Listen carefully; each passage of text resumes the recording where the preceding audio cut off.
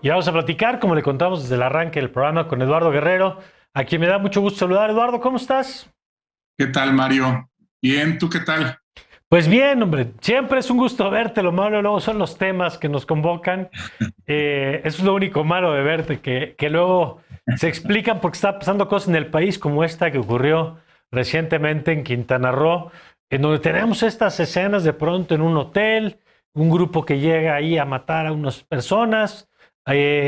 Y la pregunta que siempre es, bueno, ¿ante qué estamos? Si es un hecho aislado, si es el inicio de algo, cómo leer de pronto en medio de tanta información relacionada con violencia una nota de estas que creo que hay que pararnos entre la mesura, pero también la resistencia a normalizar cosas que pasan de este tamaño.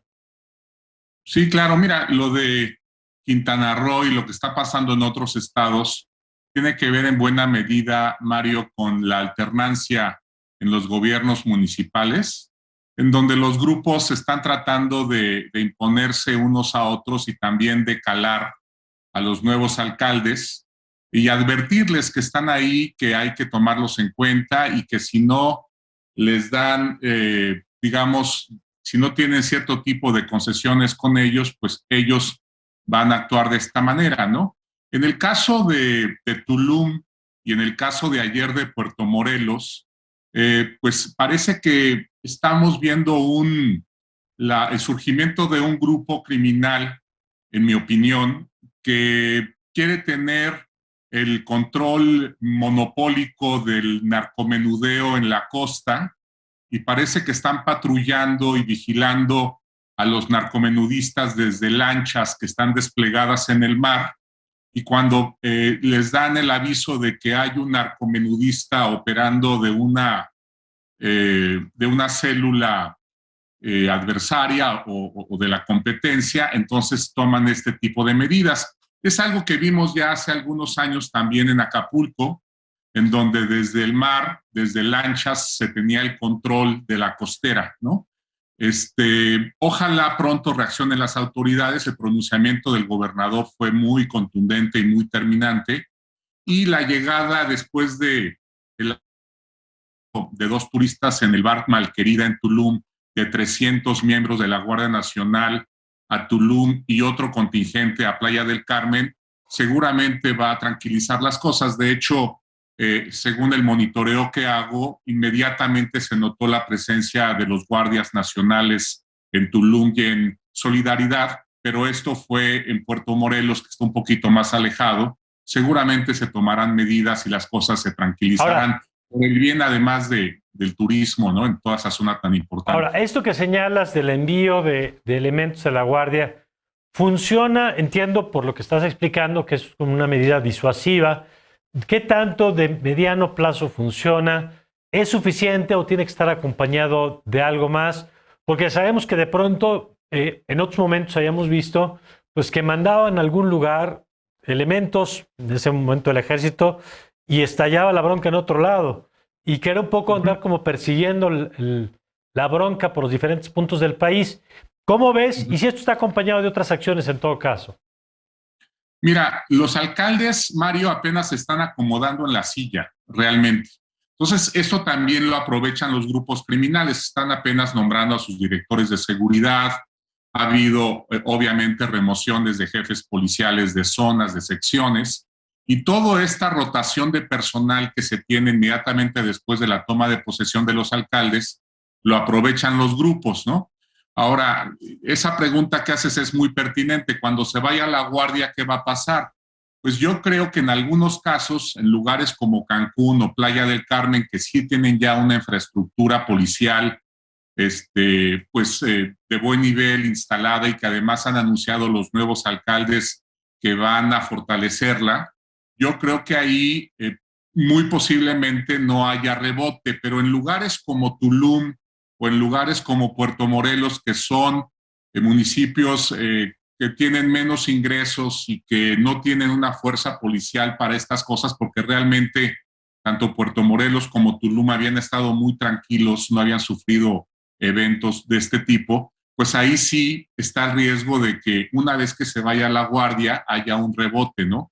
Pero entrará seguramente, Mario, la policía estatal, porque el gobernador Carlos Joaquín sí está muy preocupado. Esto puede ser tremendamente nocivo para toda la Riviera Maya.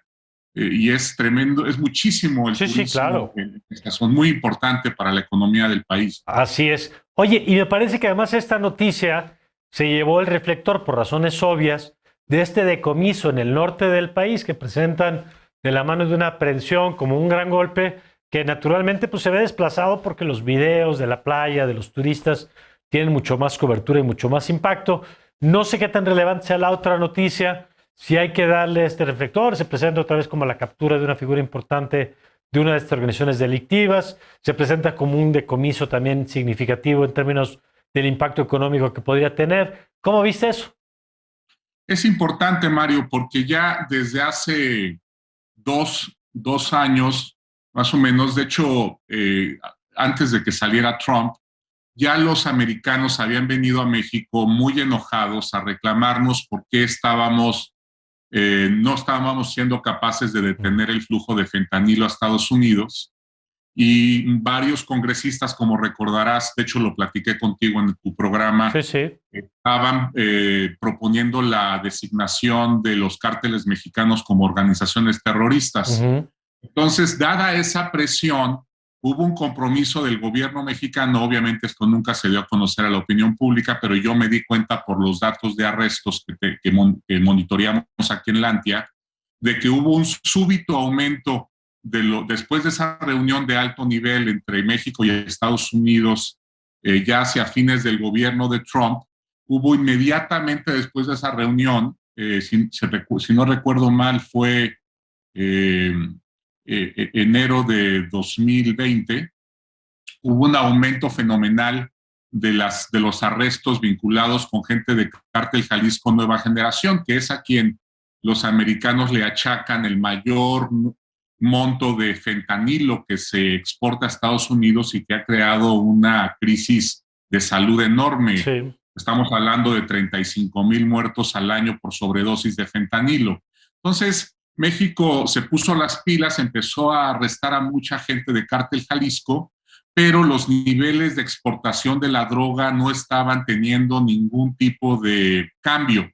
Entonces, la verdad es que estábamos apuntando, digamos, nuestros rifles a un blanco equivocado, ¿no? La verdad, estábamos a los de ciego, como dicen, y no estábamos arrestando realmente a la gente que operaba la exportación de fentanilo. Entonces, este es el primer golpe después de tanto tiempo que se da contra un grupo que sí estaba exportando fentanilo, y además el monto que se decomisó es enorme.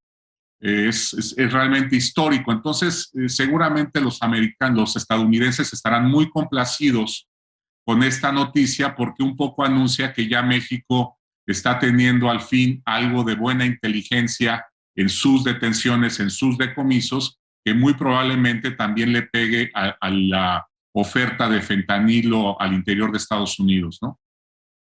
Ya, muy bien. Pues interesante esto que nos acabas de contar, Eduardo, para poner en perspectiva el conjunto de noticias de la semana. Vamos a estar, como siempre, atentos a lo que ocurre en los siguientes días en todos los frentes que acabamos de revisar contigo. Te mando un abrazo y seguiremos pronto seguramente con esta conversación. Claro, Mario. Un abrazo. Hasta Gracias, pronto. Eduardo.